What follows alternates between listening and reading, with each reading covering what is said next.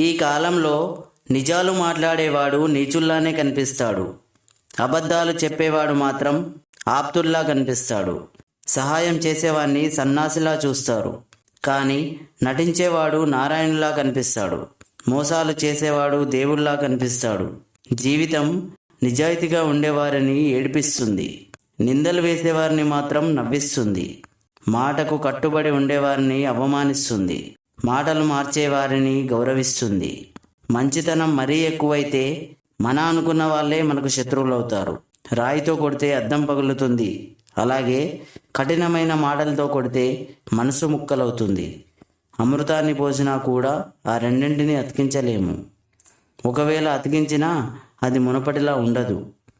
ఏ బంధమైనా అంతే, తెలుసుకొని కాపాడుకున్నంత కాలమే ఉంటుంది. మంచి రోజులు రావాలంటే ముందు కొన్ని చెడ్డ రోజులతో యుద్ధం చేయక తప్పదు. గుర్తుంచుకో.